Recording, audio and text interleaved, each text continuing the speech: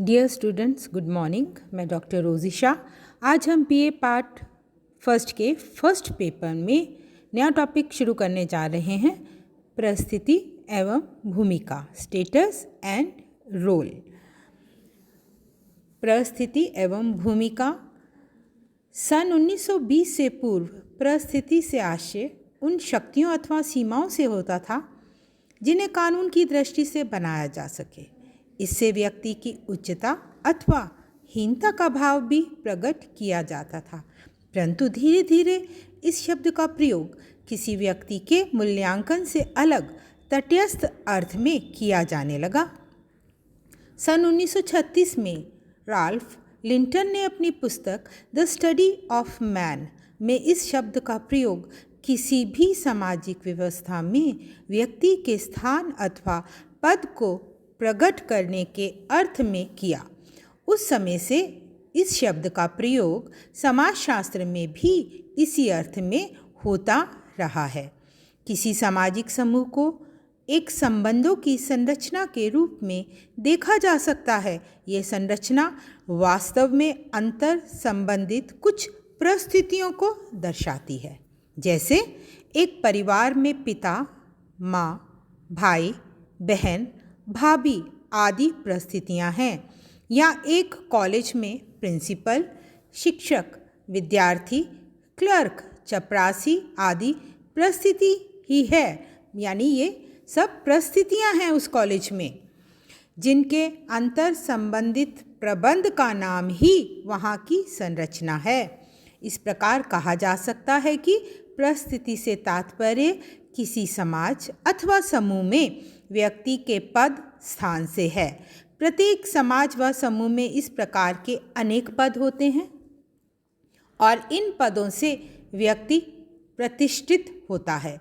किसी व्यक्ति को उतने ही पद प्राप्त होते हैं जितने समूह में उसकी सदस्यता होती है। यानी एक व्यक्ति की अनेक परिस्थितियाँ हो सकती हैं, जैसे यदि वह घर में पुत्र है और ऑफिस में वह क्लर्क है, और जब वो खेलता है कोई अच्छा खेल तो वह खिलाड़ी है। यदि वह सामाजिक कार्य करता है तो वह सामाजिक कार्य करता है। मेरा कहने का अर्थ है कि एक व्यक्ति की अनेक परिस्थितियाँ हो सकती हैं, उसकी सदस्यता होती है। ये सामाजिक पद व्यक्ति को या तो विरासत में मिलते हैं, विरासत यानी जन्म से प्राप्त होते हैं जो उसे, या उसे अपनी योग्यता, कार्यकुशलता, मेहनत से प्राप्त होते हैं। यानी परिस्थितियाँ दो प्रकार की हैं, एक जो व्यक्ति को विरासत से मिली या जो प्रदत्त हैं, जो उसे विरासत में प्राप्त हुई, और दूसरी वह हैं जो अर्जित हैं, यानी जिसे उन्होंने अपनी योग्यता, मेहनत, कार्यकुशलता से अर्जित किया है। जॉनसन के अनुसार सामाजिक पद के दो प्रमुख तत्व हैं, अधिकार एवं कर्तव्य। इसका अर्थ है कि प्रत्येक सामाजिक पद कुछ अधिकारों और कर्तव्यों या दायित्वों की व्याख्या करता है। उदाहरण के रूप में कॉलेज में प्राचार्य का पद उसके अधिकारों और दायित्वों की व्याख्या करता है।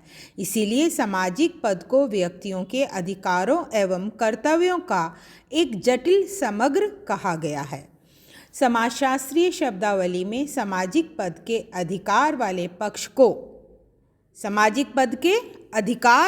पक्ष को परिस्थिति या स्टेटस कहा जाता है, जबकि कर्तव्य वाले पक्ष को भूमिका। इस प्रकार सामाजिक पद पर परिस्थितियों एवं भूमिकाओं की जटिल व्यवस्था है। जॉनसन अनुसार इस प्रकार एक सामाजिक पद के दो भाग होते हैं, एक में दायित्व निहित होते हैं और दूसरे में अधिकार। सामाजिक पद के इन दोनों भागों को हम इसकी भूमिका एवं परिस्थिति कहते हैं। भूमिका शब्द दायित्वों को प्रकट करता है और परिस्थिति अधिकारों की व्याख्या करता है। कुछ विद्वानों ने सामाजिक पद, राल्फ लिंटन ने सामाजिक पद तथा सामाजिक परिस्थिति में कोई भेद नहीं किया है। यहाँ पर मैंने आपको क्या बताया कि राल्फ लिंटन ने सामाजिक पद तथा सामाजिक परिस्थिति में कोई भेद नहीं किया है, और उन्हें पर्यायवाची शब्दों में प्रयोग किया, परंतु जॉनसन इससे सहमत नहीं है। राल्फ लिंटन ने किया, लेकिन जॉनसन इस बात से सहमत नहीं है। जॉनसन के अनुसार सामाजिक पद एवं सामाजिक परिस्थिति में अत्यधिक बारीक अंतर पाया जाता है। इसे हम एक उदाहरण से समझ सकते हैं। मतलब जो अंतर उन्होंने बताया है जॉनसन ने, उसे हम एक उदाहरण के द्वारा समझ सकते हैं, और वो उदाहरण मैं अब आपको बताने जा रही हूँ। जॉनसन ने बताया है कि कभी कभी एक ही व्यक्ति को एक से अधिक सामाजिक पद प्राप्त होते हैं। जैसे कोई व्यक्ति एक साथ पिता, पति, पुत्र, राष्ट्रपति कुछ भी हो सकता है। ठीक उसी प्रकार एक सामाजिक पद पर एक से अधिक व्यक्ति भी हो सकते हैं, जैसे वकील या शिक्षक। परंतु एक ही पेशे के सभी व्यक्तियों का सामाजिक पद तो समान होता है, परंतु उनकी सामाजिक परिस्थिति में भिन्नता हो सकती है। सभी वकीलों या शिक्षकों का पद तो एक समान है जैसे, परंतु उनकी परिस्थिति में समानता नहीं है, क्योंकि उनकी भूमिकाओं के निर्वहन के स्तर में काफ़ी अंतर है या भिन्नता है। क्योंकि कोई व्यक्ति कितनी कार्यकुशलता से, योग्यता से अपने दायित्वों का यानी अपनी भूमिका का निर्वाह करता है, ये बात इस पर निर्भर करती है। कोई अच्छा वकील या अध्यापक होता है, या कोई अच्छा शिक्षक है, तो कोई औसत दर्जे का अध्यापक, वकील या शिक्षक है, और कोई उच्च कोटि का साहित्यकार है, तो कोई साधारण साहित्यकार है। जॉनसन की विचारधारा उपयुक्त प्रतीत होती है, क्योंकि विश्लेषण की स्पष्टता के लिए पद एवं परिस्थिति में भेद किया ही जाना चाहिए। यानी जॉनसन ने जो वो बारीक अंतर स्पष्ट किया है, उससे हम सहमत हैं। सामाजिक परिस्थिति का अर्थ किसी समाज या समूह में कोई व्यक्ति निर्दिष्ट समय में जो स्थान प्राप्त करता है उसे परिस्थिति कहा जाता है। परंतु ये सामाजिक पद का अधिकार पक्ष ही है, क्योंकि परिस्थिति से व्यक्ति के अधिकारों का बोध होता है। सामाजिक परिस्थिति को समूह के संदर्भ में न देखकर व्यक्ति के संदर्भ में देखा जाता है। विद्वान बीरस्टीट ने समाज को परिस्थितियों का ताना बाना कहा। सैद्धांतिक स्तर पर परिस्थिति को दो अर्थों में स्पष्ट करने का प्रयास किया गया है। प्रथम अर्थ में इससे एक निश्चित क्रम का पता चलता है,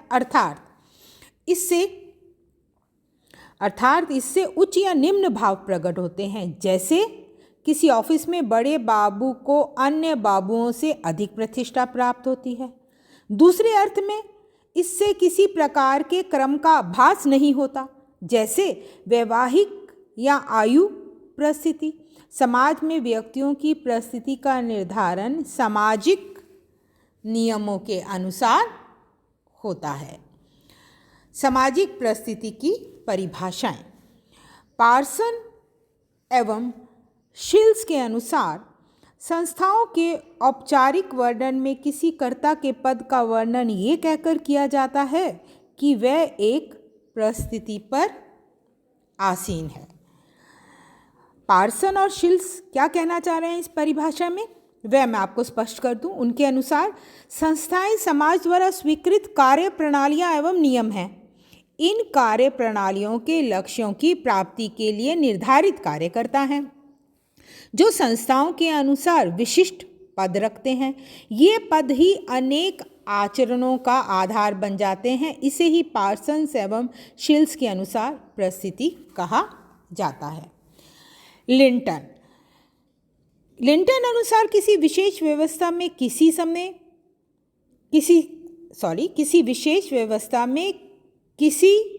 समय विशेष में किसी व्यक्ति को जो स्थान प्राप्त होता है, वही उस व्यवस्था में उस व्यक्ति की परिस्थिति कही जाएगी।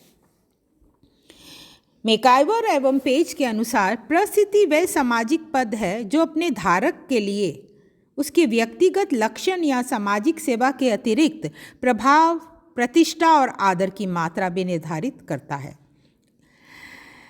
इस प्रकार हम कह सकते हैं कि विद्वानों ने सामाजिक परिस्थिति में निश्चित मात्रा में प्रतिष्ठा, आदर, सम्मान के तत्व को निहित माना है।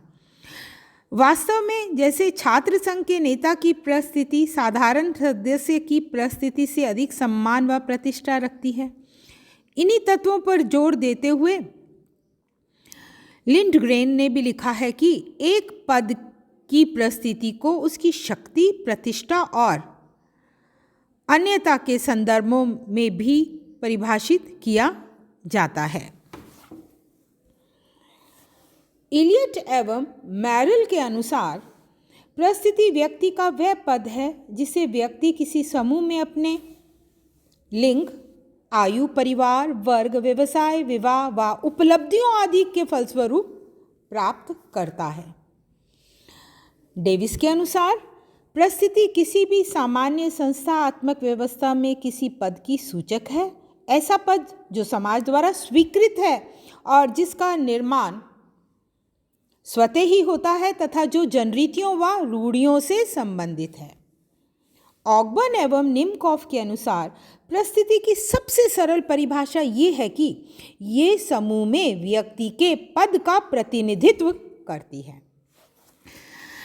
अभी हमने जो परिभाषाएं जानी उनके आधार पर स्पष्ट होता है कि परिस्थिति से हमारा तात्पर्य या अभिप्राय उस स्थिति अथवा स्थान से होता है जो किसी सामाजिक व्यवस्था में व्यक्ति या समूह प्राप्त करता है।